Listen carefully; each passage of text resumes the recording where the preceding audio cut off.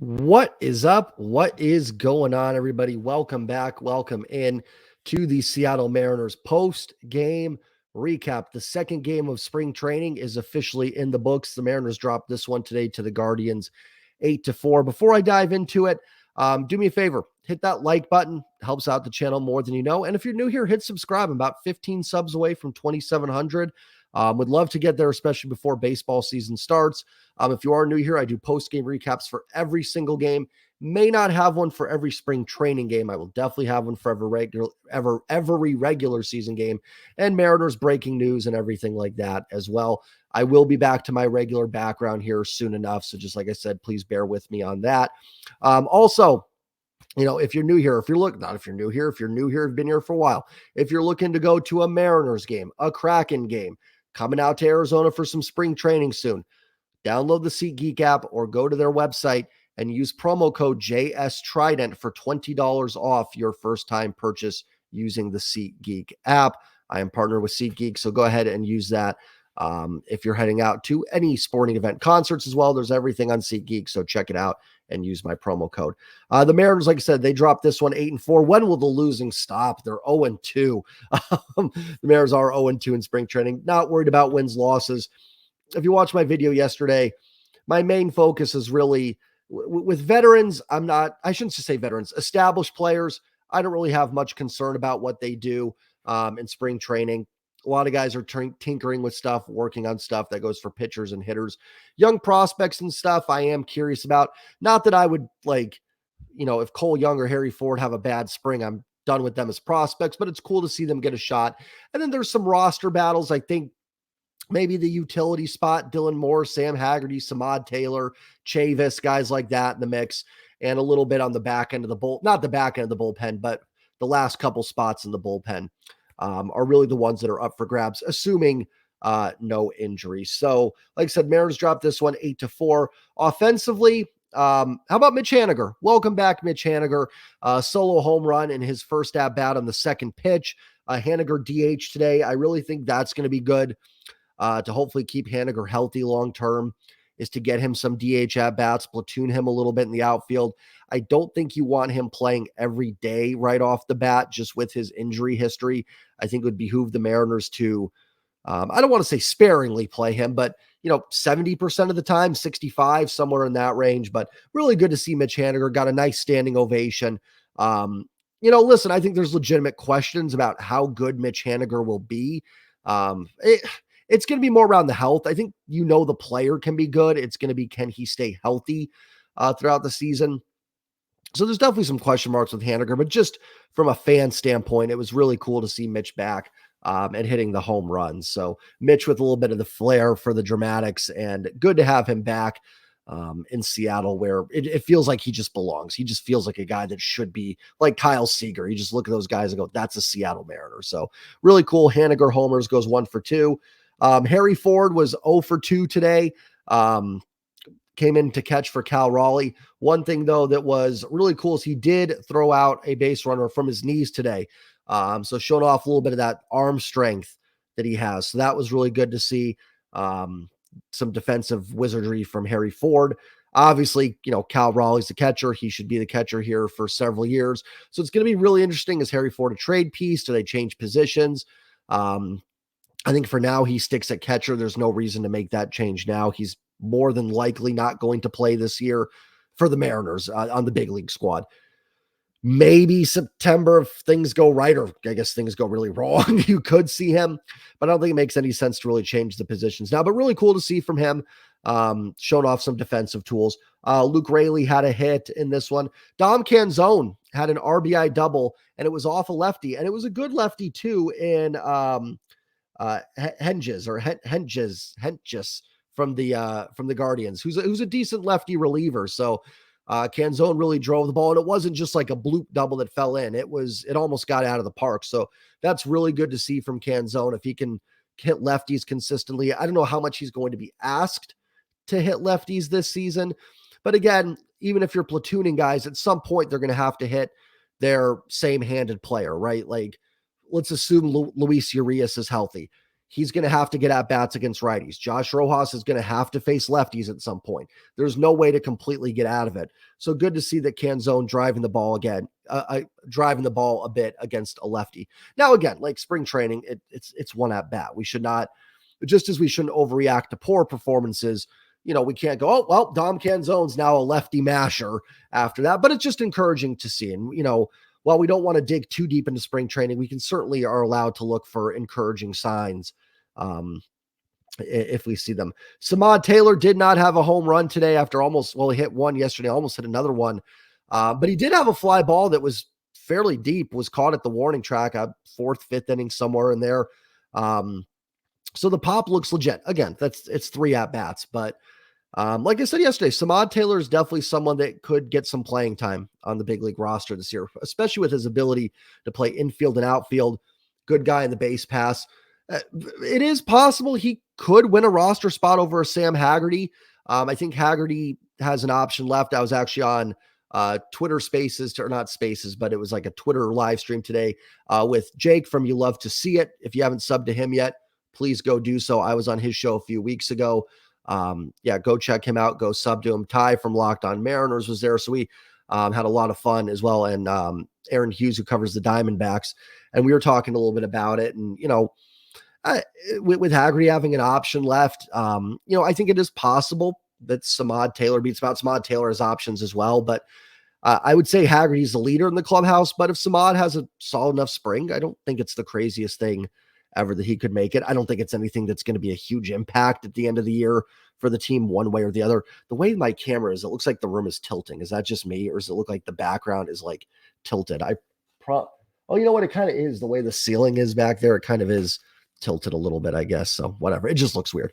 For those of you just listening, you're like, what the heck is this guy talking about? And then Jonathan Clase was 0 for 1, but did have a sac fly in the 9th inning to score Isaiah Gilliam. So, 2 games in a row where Clase yesterday had a couple hits, and today an RBI. And yesterday was really impressive on the base pass. So that was good to see from Clase. Let's talk about the pitching. Jonathan Diaz got the start. I think Luis Castillo is going to pitch tomorrow, so that should be interesting. We're getting into the actual starting pitchers here. Diaz obviously will not be a starting pitcher, but I did talk about him, Kirby Snead, who pitched today. We saw Cody Bolton. It is Cody Bolton, right? I just want to make sure before I go any further. Yeah, Cody Bolton, who came over from Pittsburgh. A lot of these guys, Carlos Vargas, Edward Bizardo, are going to have a shot to make the team as kind of that last reliever per se. And even if they don't make the team, we've seen guys come up and have impacts. Going into last year, did any of us think Taylor Saucedo, Gabe Spire, Justin Topa were going to play huge roles for the 2023 Mariners? No, we were like, we had, Swanson, who was traded, Festa was good, Penn Murphy, Diego Castillo, all these guys, the bullpen would be fine. Bullpens, guys, from year to year, they are just, there's no chance you're going to run the same relievers out one year as you are the next year. It's just impossible. It is such a high volatile position and job. You're pitching so few innings that it's hard to find your ground sometime.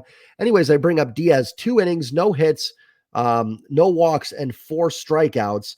He threw, strikes to balls. I swear he didn't throw a ball at one point. It doesn't have it here. Just has ground outs and flyouts and batter's face. So I don't know. I don't think he went without throwing a ball. I think the app was glitched when it said that. But Diaz looked really good. And it wasn't just the 4 strikeouts. That's great. There was a lot of swing and miss. It was legitimate.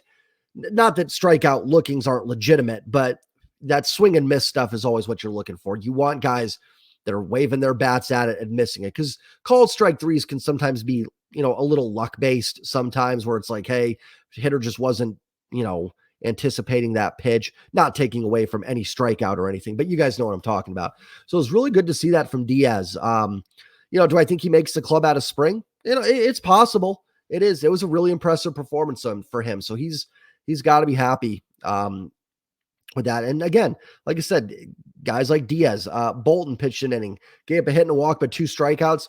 We know he's got that sweeper that's kind of his weapon. It looked really good. These are guys that could contribute this year, so don't dismiss their performances. Again, spring, I'm not saying like, oh, Jonathan Diaz and Cody Bolton, that's my 8th and 9th inning guys. but these are guys that could definitely make contributions to the Mariners this season. Kirby Snead really struggled in his outing. Went in and gave up 4 hits, 3 run, 3 earned, including a home run to Austin Hedges, which is not good. Certainly not impressive. Again, one outing. No player should ever be judged on one outing. But if Kirby Snead is competing with Diaz, Diaz definitely has the leg up on a roster spot. Sean Poppin looked really good out of the bullpen. He threw it in and got a couple strikeouts.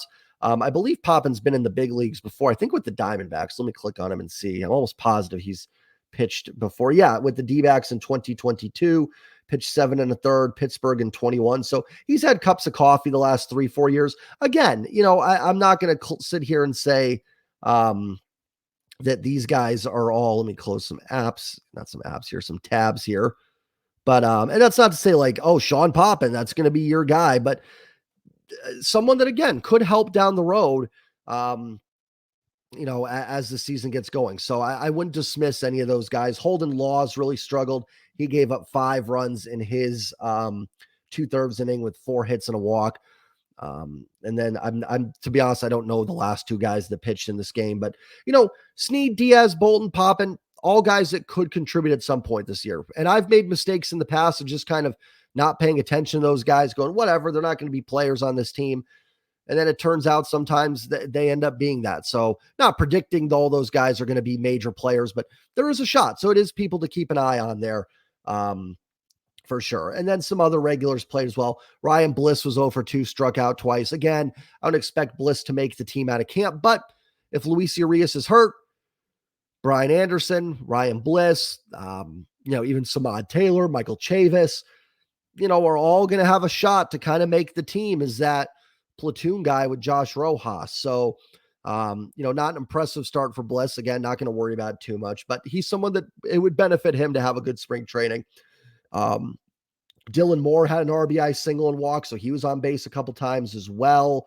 I mentioned Harry Ford gunning down the runner. That was cool to see. And yeah, baseball's back. It's fun to watch these. If you're worried about results, do not be. And remember too, with pitchers, I guess some people, I didn't see it, but I guess some people yesterday were frustrated that the Mariners didn't go to Munoz or something in the 9th. In spring training, they schedule who's going to pitch ahead of time. So the Mariners came into today knowing it was going to be Diaz, Bolton, Snead, DeGeis, Poppin, Laws, Castano, Davila. They knew that's who's going to pitch. That's how it was. They have 9 innings. They go through it ahead of time. Now, Laws only pitched 2/3 of an inning. He was getting rocked. I'm sure they wanted to pull him, so it didn't get out of hand. But they have it predetermined who's pitching. So it's not like, 9th inning, we're in the lead, get Munoz up in the pen. That's not how spring training works. Munoz will pitch on a day when he is scheduled to pitch, and that's it. You've got, Jake made this point today on our talk. You got 75 guys on the team right now. So they've all got to get some reps and some action. Now, do I think the Mariners wanted to win yesterday? Sure. You'd rather win than lose. Anytime, you take the field as a player, your competitive juices flow, you want to win. But it's nothing to get worked up about. So don't pay attention to when pitchers are pitching in certain situations. You might see Munoz pitch in a 4th inning. Santos and Brash get back. They could start a game for all we know. So it's just getting guys repetition. So, and like I said, it's more about the results matter in terms of what the individuals are doing. You want to pay attention to it, but not get worked up about the, end game that happens. So, Mariners drop at 8-4. They're 0-2 in spring training, but it feels good to have baseball back. So far, there have been some bright spots. Even though he didn't get a hit today, I think Samad Taylor's been impressive. Clase's look good. We'll see what we get from Harry Ford. Good to see Mitch Haniger with the home run. Diaz looked really good. I don't know if I mentioned Clase. He flashed yesterday for sure and had the RBI today. Casey Lawrence looked pretty good yesterday. So, all guys that could be contributors at some point this year, not major players. Haven't seen Julio yet. Did see Cal today. He worked a walk. Who else haven't we seen yet?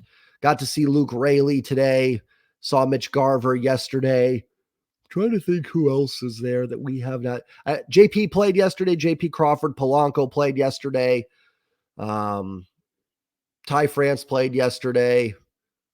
I think that might be it for the starters. Sebi Zavala, who should make this team, played yesterday. Outside of the starting pitchers and the main relievers, I guess Urias, who's a little banged up right now, and Julio are the only two that haven't really played yet. So should see them tomorrow, or not, probably not Urias tomorrow, but should see Julio tomorrow. I can't promise I'll have a post-game recap up for every spring training game. Eventually it's going to get hard to talk about these games. It's kind of fun right now because it's new and baseball's back. But as it goes on, it's going to become more difficult to really talk about these games. That's why really what these are going to be is just certain player performances. I'm not going to go through the scoring of the games. It's just going to be highlighting certain players that I thought flashed in the games or I thought looked rough that could be something the Mariners need to look at for 2024. So that's all I've got. Have a great Sunday night, everybody. Go Mariners. Like I said, remember to hit that subscribe button. I'm 15 away from 2,700. Hit that like button. It helps tremendously. And if you're going to a game, make sure to use that promo code JS Trident on SeatGeek. Have a great night, everybody, and take care and go Mariners. Peace.